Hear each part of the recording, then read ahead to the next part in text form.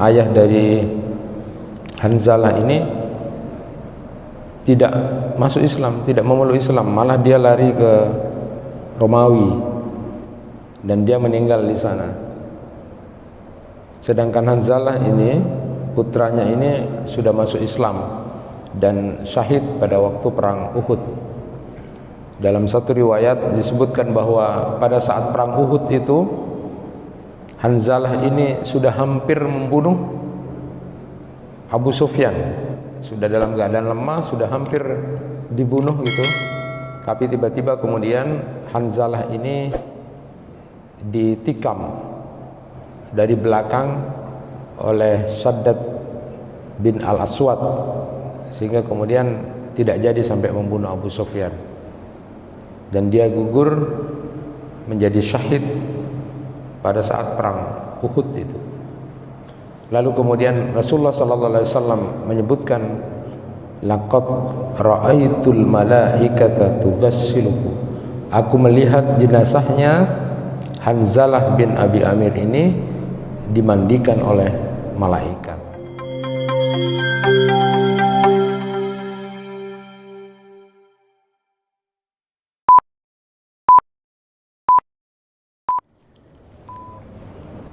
Assalamualaikum warahmatullahi wabarakatuh. Alhamdulillahi rabbil alamin, wa bihi nasta'inu ala umuri dunya waddin. Ashhadu an la ilaha illallah wahdahu la syarikalah, wa ashhadu anna Muhammadan abduhu wa rasuluh. Allahumma salli wa sallim ala nabiyyina Muhammad wa ala alihi wa ashabihi ajma'in. Rabbi shrah li sadri wa yassir li amri wa hlul 'uqdatam min lisani yafqahu qawli. Amma ba'du. Jamaah kuliah subuh yang dirahmati Allah, salah seorang sahabat Nabi namanya Hanzalah bin Abi Amir. Kita mengenal dalam sejarah itu Hanzalah bin Abi Amir ini saat menjadi syahid atau meninggal dunia di peperangan Uhud itu, Rasulullah menyebut jenazahnya dimandikan malaikat. Laqad ra'aitul malaika tugassilu. Rasulullah sallallahu alaihi wasallam menyatakan, aku melihat jenazahnya Hanzalah bin Abi Amir ini dimandikan oleh malaikat. Hanzalah bin Abi Amir ini adalah seorang putra dari seorang pendeta namanya Abi Amir. Waktu perang Uhud, ayahnya ini, yaitu Abi Amir ini, berada di barisan pasukan kaum musyrikin ya, pada waktu perang Uhud, sedangkan Hanzalah di pasukan kaum muslimin. Jadi berhadap-hadapan antara seorang anak dan ayah ya.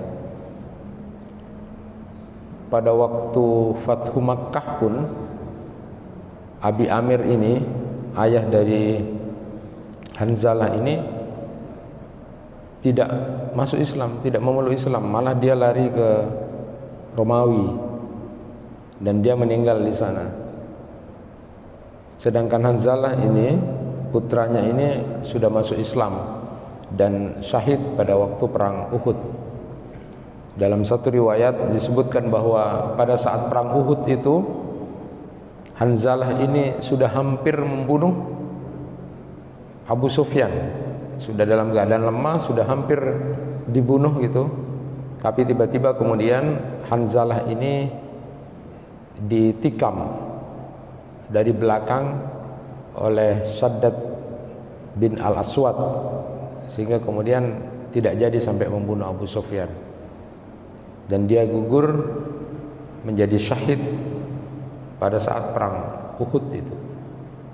Lalu kemudian Rasulullah sallallahu alaihi wasallam menyebutkan, laqad ra'aitul malaikata tugassiluhu, aku melihat jenazahnya Hanzalah bin Abi Amir ini dimandikan oleh malaikat. Tentu sesuatu yang luar biasa buat kita. Rasulullah melihat bahwa jenazahnya dimandikan oleh malaikat. Nah, disebutkan dalam beberapa kitab itu bahwa riwayat tentang dimandikannya Hanzalah oleh malaikat itu disebabkan pada saat Hanzalah ini junub, ketika ditanyakan pada istrinya, ketika ada seruan panggilan jihad, perang, waktu itu perang Uhud, maka lalu kemudian Hanzalah ini tanpa berpikir panjang, lalu dia kemudian berangkat untuk ikut dalam jihad itu. Padahal kata istrinya, dia itu berada dalam keadaan junub. Dan dalam riwayat lain disebutkan Hanzalah ini sempat dikasih air saja, dikasih air di kepalanya oleh istrinya sebagai sebuah simbol, lalu kemudian dia berangkat untuk melaksanakan perang Uhud itu. Itulah indahnya bagaimana para sahabat itu berpikir tentang mendahulukan apapun segalanya untuk Allah Subhanahu wa taala. Panggilan jihad yang kemudian waktu itu langsung disambut oleh para sahabat Rasulullah sallallahu alaihi wasallam. Bagaimana dengan kita? Kita mungkin belum ada panggilan jihad itu. Belum ada panggilan untuk perang. Tetapi paling tidak ada panggilan azan. Panggilan azan, Allah Subhanahu wa taala memanggil, maka kita harus sambut itu. Dan bagian dari usaha-usaha yang kita lakukan pada saat ada panggilan azan itu, doa di antara azan dan iqamah itu adalah memohon kepada Allah keselamatan. Saat Nabi sallallahu alaihi wasallam menyatakan ada waktu di mana kemudian ada doa yang tidak ditolak oleh Allah Subhanahu wa taala, yaitu doa antara azan dan iqamah. Saat ditanya oleh para sahabat, apa yang akan kami minta ya Rasulullah antara azan dan iqamah itu, maka lalu kemudian Rasulullah menjawab, salul afiyah, mintalah antara azan dan iqamah itu keafiatan, keselamatan kepada Allah Subhanahu wa taala. Itulah di antara doa yang kita minta antara azan dan iqamah, meminta al-afiyah. Mungkin di antara doa yang bisa kita baca adalah Allahumma inni as'alukal afiyah fid dunya wal akhirah. Allahumma inni as'alukal afwah wal afiyah fi dini wa dunyaya wa ahli wa mali wastur aurati wa amin rawati. Allahumma khatmin baina yadayya wa min khalfi wa yamini wa an shimali wa min fawqi wa a'udzu bi adzabika an uqtali min tahti. Itu di antara doa yang kita minta kepada Allah antara azan dan iqamah itu. Meminta kepada Allah al-afiyah, keselamatan di dunia dan akhirat.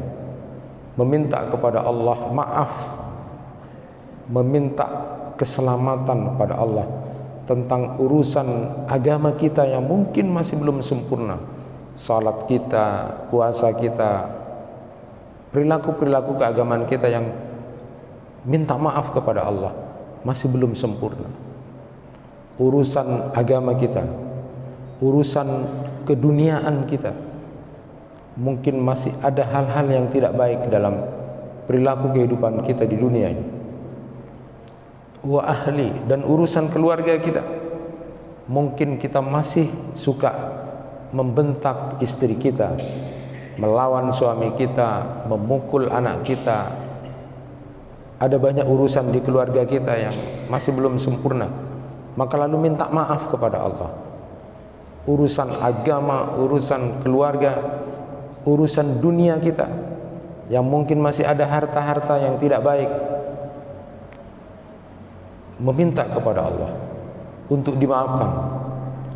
Lalu kemudian memohon kepada Allah tutup aib-aib dan kesalahan kita, lalu memohon kepada Allah agar diberi rasa nyaman di hati kita untuk tidak terlalu takut cemas terhadap masa depan kita, dan memohon kepada Allah kita dijaga dari atas, dari bawah, dari kanan, dari kiri. Kita memohon penjagaan dari Allah Subhanahu wa taala, lalu menyerahkan urusan kita kepada Allah. Saat kita memenuhi panggilan Allah Subhanahu wa taala, maka kita berusaha untuk membiasakan diri saat ada panggilan itu untuk segera memenuhi panggilan Allah Subhanahu wa taala itu. Dan tentu yang kita lakukan adalah banyak beristighfar kepada Allah Subhanahu wa taala atas dosa dan kesalahan yang mungkin kita lakukan. Teruslah bermohon kepada Allah untuk memohon ampunan kepada Allah. Jadi mungkin tidak seperti Hanzalah bin Abi Amir ini yang langsung menyambut panggilan Allah jihad itu langsung datang, karena kita mungkin sedang berada dalam kondisi yang tidak sedang itu. Tetapi paling tidak berlatih ketika ada panggilan Allah, panggilan azan, untuk kita penuhi itu, lalu kemudian kita terus beristighfar kepada Allah atas dosa-dosa dan kesalahan yang masih kita perbuat. Jemaah yang dirahmati Allah, salah satu di antara istighfar atau induk istighfar yang penting dan perlu kita baca setiap hari dan tidak boleh kita tinggalkan, karena akan ada kerugian besar kalau kita tidak membaca Sayyidul Istighfar itu. Berdasarkan riwayat dari Shaddad bin Aus, an Shaddad bin Aus radhiyallahu anhu Nabi sallallahu alaihi wasallam qala Sayyidul Istighfar ayyakul al-abdu Allahumma anta rabbi la ilaha illa anta khalaqtani wa ana abduka wa ana ala ahdika wa ahdika mastata'tu a'udzu bika min syarri ma sana'tu abu'u laka bi ni'matika alayya wa abu'u bi dhanbi faghfirli fa innahu la yaghfiru dzunuba illa anta. Man qalaha minan nahari muqinan biha famata min yaumihi qabla yumsiya fa huwa min ahlil jannah wa man qalaha minal laili wa huwa muqinun biha famata qabla ayyusbiha fa huwa min ahlil jannah. Dari Shaddad bin Aus dari Nabi sallallahu alaihi wasallam bersabda, sesungguhnya Sayyidul Istighfar adalah seorang hamba mengucapkan Allahumma anta rabbi la ilaha illa anta khalaqtani wa ana abduka wa ana ala adika wa adika mastata'tu a'udzu bika min syarri ma sana'tu abu'u laka bi ni'matika alayya wa abu'u bi dhanbi faghfirli fa innahu la yaghfiru dzunuba illa anta. Siapa yang mengucapkan itu di waktu siang dengan penuh keyakinan lalu meninggal dunia pada hari itu sebelum waktu sore, maka dia termasuk penghuni surga.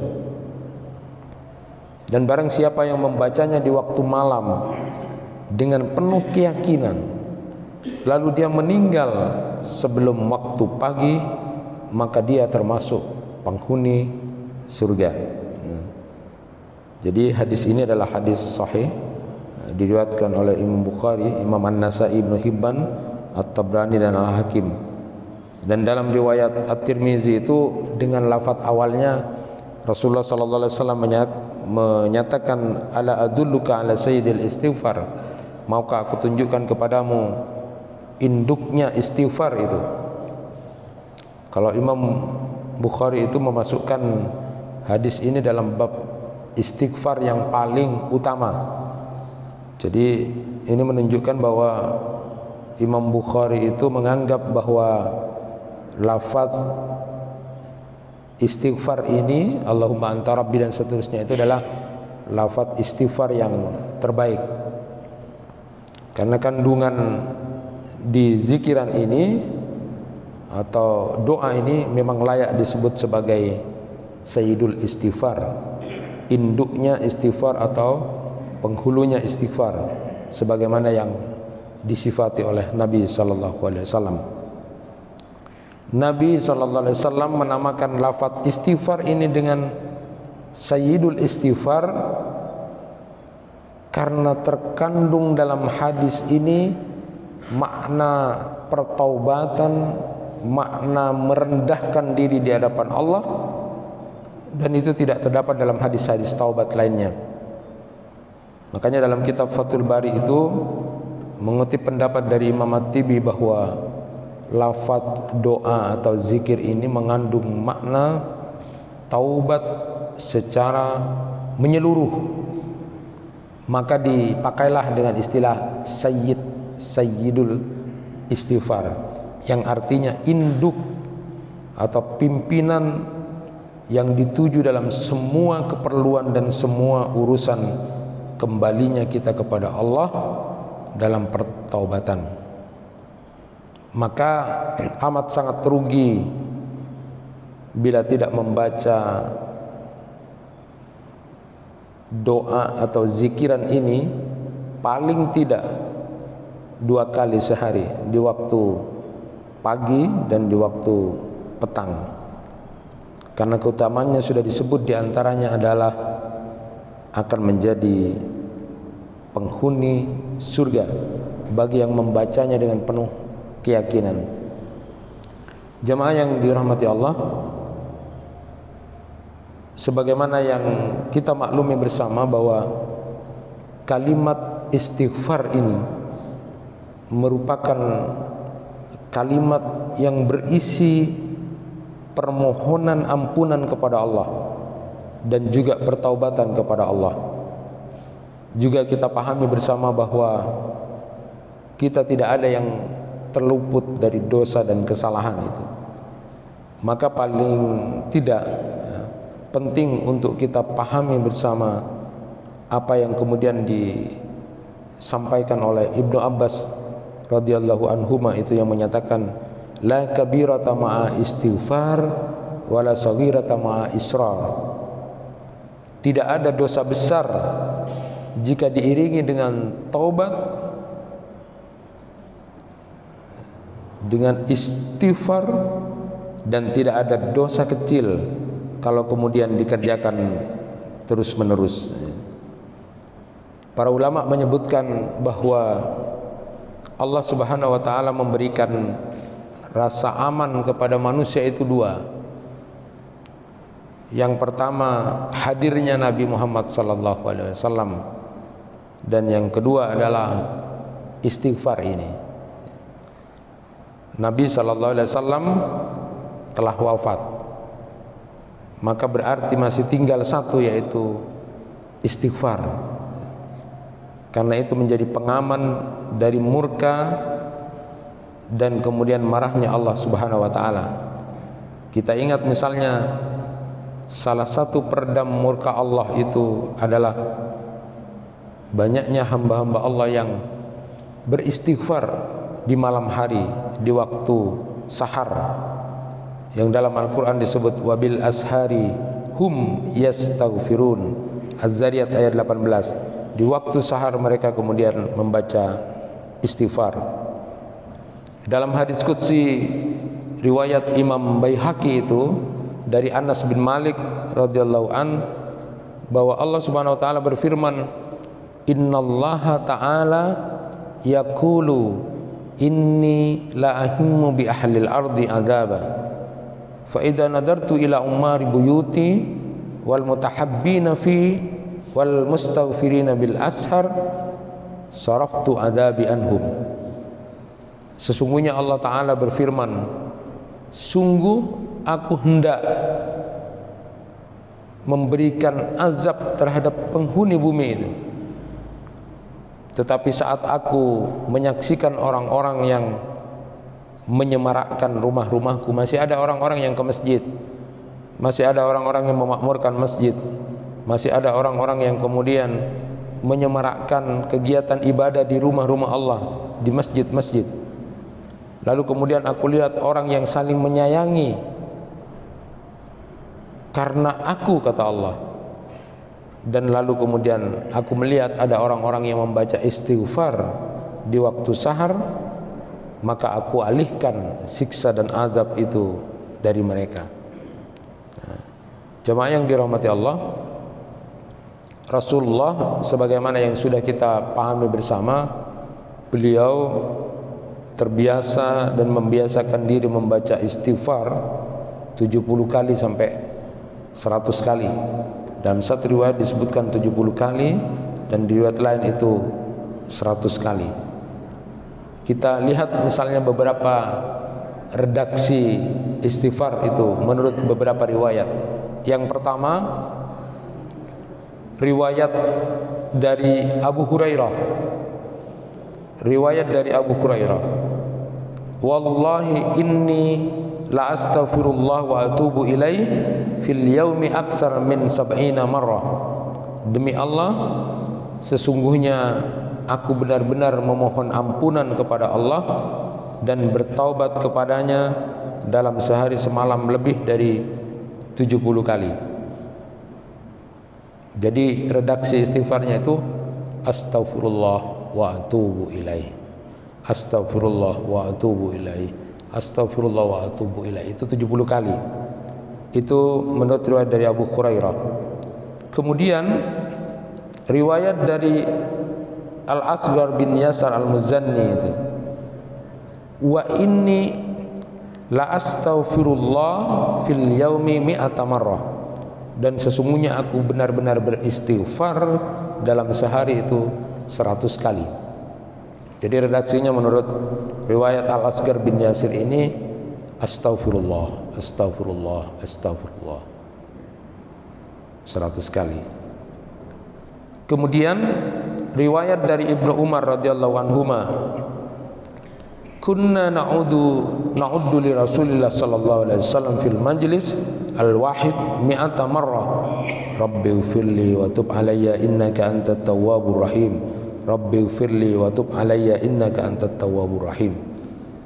Jadi redaksi istighfar, kalimat istighfar riwayat Ibnu Umar itu adalah rabbi ighfirli wa tub alayya innaka antat tawwabur rahim. Itu dibaca 100 kali.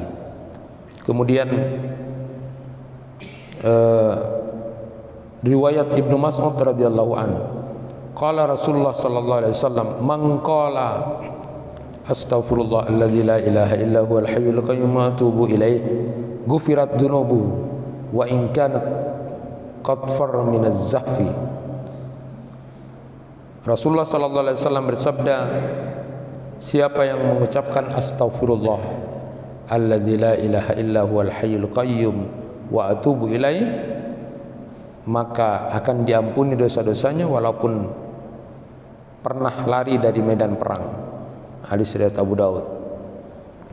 Dan yang kelima, riwayat dari Syaddad bin Aus tadi yang kita sebut dengan Sayyidul Istighfar. Inilah beberapa redaksi kalimat istighfar menurut beberapa riwayat. Jadi boleh membaca astaghfirullah wa atubu ilaih, astaghfirullah wa atubu ilaih, astaghfirullah wa atubu ilaih. Boleh astaghfirullahaladzim, astaghfirullahaladzim, astaghfirullahaladzim. Boleh astaghfirullah, astaghfirullah, astaghfirullah. Boleh juga dengan rabbi firli wa tub alayya innaka antat tawwabur rahim. Dan biasanya kalimat istighfar yang ini biasanya dibaca pada saat selesai kita melaksanakan salat duha. Jadi kita baca 100 kali ya. Kita baca 100 kali memohon kepada Allah dengan kalimat redaksi istighfar seperti ini. Kemudian riwayat Ibnu Mas'ud boleh kita juga baca astaghfirullahalladzi la ilaha illa huwal hayyul qayyum wa atubu ilaih. Nah, jemaah yang dirahmati Allah, tentu dalam segala kegiatan pun, dalam salat pun, selesai majelis pun kita beristighfar kepada Allah Subhanahu wa taala. Kita misalnya membaca di antara redaksi yang diajarkan oleh Rasulullah sallallahu alaihi wasallam pada saat kita ruku' dan sujud, boleh dengan membaca doa subhanakallahumma rabbana wa bihamdika Allahumma ighfirli. Bahkan saat menutup majelis pun, majelis kebaikan seperti ini, majelis taklim seperti ini pun, selesai kita pun membaca doa kafaratul majlis. Subhanakallahumma wa bihamdika asyhadu an la ilaha illa anta astaghfiruka wa atubu ilaik. Itu luar biasa. Majelis yang mulia saja itu masih beristighfar kepada Allah. Mungkin dalam majelis itu masih ada kesalahan yang terjadi, maka kita memohon kepada Allah, memohon ampunan. Nah, jamaah yang dirahmati Allah, yang perlu dan penting kita pahami, pertama bahwa lafaz, kalimat, zikir atau doa yang kita baca tadi itu, yang kita sampaikan tadi itu merupakan sebuah permohonan ampunan kepada Allah, pertaubatan kepada Allah atas dosa dan kesalahan yang kita perbuat. Di dalam hadis qudsi Allah Azza wa Jalla berfirman, "Ya ibadi, innakum tukhti'una bil-laili wan-nahar wa ana aghfiru dzunuba jami'a wa astaghfiruni aghfir lakum." Wahai hamba-hambaku, sesungguhnya kalian selalu berbuat kesalahan, dosa di waktu malam, di waktu siang, dan aku mengampuni dosa-dosa seluruhnya. Maka mohonlah ampunan kepadaku, niscaya aku mengampuni kalian. Hadis riwayat Muslim. Bahkan di dalam ayat Al-Quran itu, orang bertakwa pun kadang-kadang berbuat salah. Maka lalu kemudian karakter orang yang bertakwa itu adalah walladzina idza fa'alu fahisatan aw zalamu anfusahum zakarullah fastaghfaru lidzunubihim wa may yaghfiru dzunuba illallah wa lam yusirru ala ma fa'alu wa hum ya'lamun. Dalam Quran surat Ali Imran 135 itu. Jadi orang bertakwa pun karakternya ketika dia melakukan sebuah kesalahan atau kemudian menzalimi dirinya sendiri, maka dia ingat pada Allah dan beristighfar, memohon ampun pada Allah dan tidak mengulangi kembali kesalahan yang sama.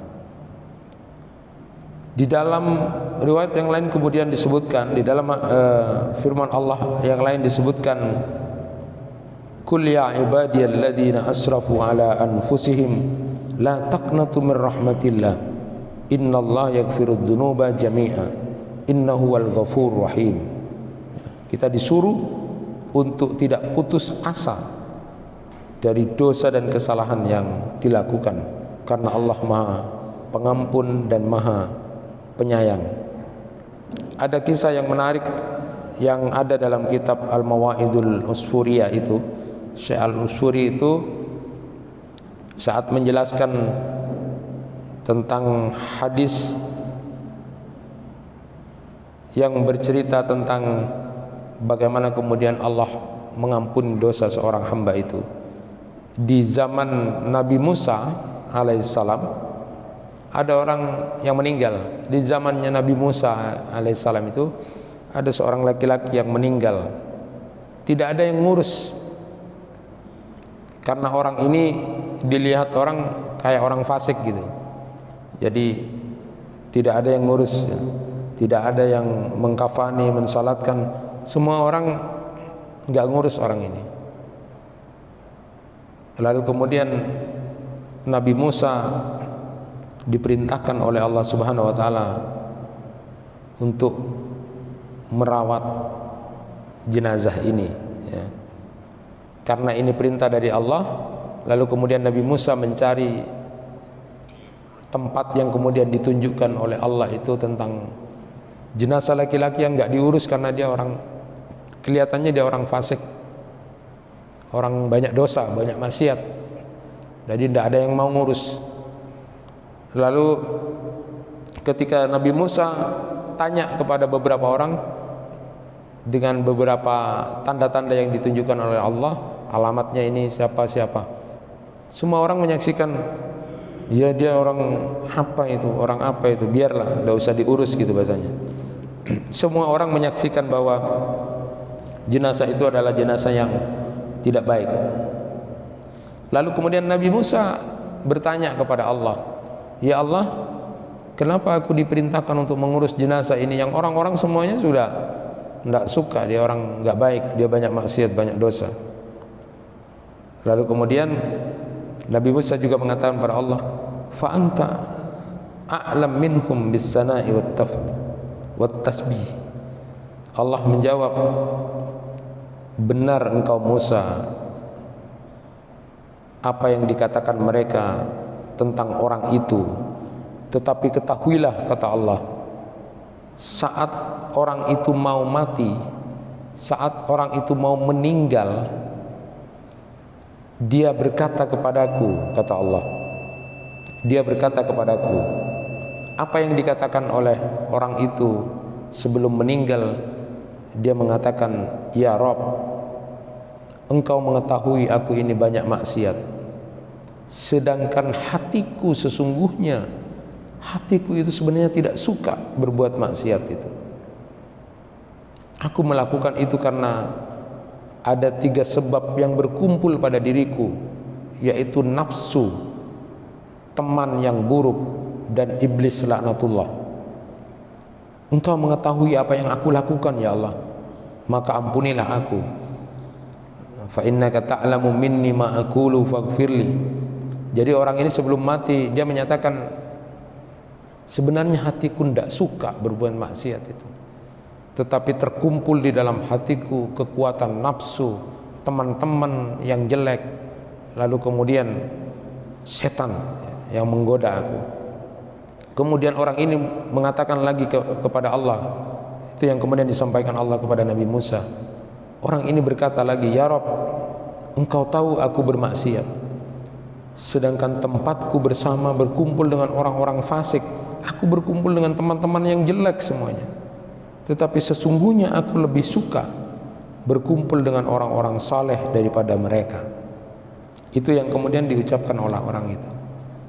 Kemudian yang ketiga, kata Allah kepada Nabi Musa, orang ini sebelum mati mengatakan, ya Rabb, engkau mengetahui bahwa orang-orang saleh lebih aku cintai daripada orang-orang fasik, sehingga saat aku bertemu keduanya, aku lebih mengutamakan orang-orang yang saleh ini. Ya Rabb, faghfirli, Allahumma innaka ta'lam minni ma aqulu farhamni wa tajawasni anni. Ya Rabb, ampuni aku, engkau mengetahui apa yang aku katakan, maka kasihanilah aku, maafkan aku. Lalu kemudian Allah mengampuni orang ini. Itulah 3 alasan kenapa kemudian Allah menyuruh Nabi Musa mengurus orang ini. Lalu kemudian Nabi Musa mengurus orang ini sampai kemudian dikafani, diurus seperti jenazah layaknya, lalu kemudian dikuburkan. Karena Allah Maha Pengampun. Di titik terakhir itu saja, di titik terakhir itu saja, lalu kemudian Allah masih memberikan ampunan pada saat orang ini mau meminta ampun kepada Allah atas dosa dan maksiat yang dilakukan. Sehingga itulah kemudian ketika Syekh Yusuf Al-Qaradawi itu dalam kitab At-Thariq Ilallahnya saat membahas apakah istighfar yang kita lakukan itu masih bermanfaat atau tidak, padahal kita melakukan maksiat dan dosa. Apakah ada gunanya kita beristighfar padahal kita masih melakukan dosa dan maksiat? Maka disebutkan dalam kitab At-Thariq Ilallahnya Syekh Yusuf Qaradawi itu ada 3 macam jawaban ulama tentang itu. Yang pertama, bahwa istighfar yang kita baca itu masih punya manfaat secara mutlak walaupun kita melakukan dosa dan kesalahan. Ada ulama mengatakan tetaplah engkau istighfar walaupun masih juga melakukan dosa, karena iblis itu menginginkan engkau meremehkan kalimat istighfar itu sampai kamu mati. Jadi karena memang setan iblis itu tidak mau kita beristighfar itu, maka walaupun masih melakukan dosa dan maksiat, istighfar itu masih bermanfaat. Kalimat istighfar itu masih bermanfaat secara mutlak. Itu kata pendapat ulama yang pertama. Pendapat ulama yang kedua menyatakan kalau kita baca istighfar tapi masih melakukan dosa dan kesalahan yang sama, maka itu tidak ada manfaatnya secara mutlak. Kenapa? Karena dia seolah-olah memperolok-olok Allah. Dia melakukan kesalahan, istighfar, melakukan kesalahan, istighfar lagi, seolah-olah memperolok-olok Allah kalau itu dosa dan kesalahan yang dilakukan yang sama. Maka kemudian sampai ada pendapat yang menyebutkan al-istighfar yahtaju ilal istighfar. Ada istighfar yang harus diistighfari, ada kalimat istighfar yang harus diistighfari, ada istighfar yang harus diistighfari. Maksudnya bagaimana? Ada orang berbuat salah lalu istighfar, tapi dia berbuat salah lagi, berarti kan istighfarnya itu bohongan. Maka istighfar yang harus diistighfari. Nah, kemudian yang ketiga, pendapat yang ketiga mengatakan bahwa istighfar yang dibaca padahal dia masih berbuat maksiat dan dosa yang sama itu masih ada manfaatnya, walaupun tidak mutlak. Jadi tidak seperti pendapat yang pertama. Tetapi ketahuilah pada saat kita beristighfar itu, lakukan ketika membacanya dengan kesungguhan, meminta ampun pada Allah dan jujur kepada Allah, berharap diampuni oleh Allah Subhanahu wa ta'ala. Mengakhiri kajian kita kali ini, Bapak dan Ibu yang dirahmati Allah, bahwa tidak hanya ucapan istighfar yang kita sampaikan kepada Allah itu sebagai bentuk permohonan ampun dan pertaubatan kepada Allah atas dosa dan kesalahan, dan mungkin juga persoalan-persoalan yang kita akui di hadapan Allah, tetapi ketahuilah bahwa istighfar itu sungguh akan banyak memberi manfaat kalau kita baca setiap hari minimal 70 kali atau 100 kali.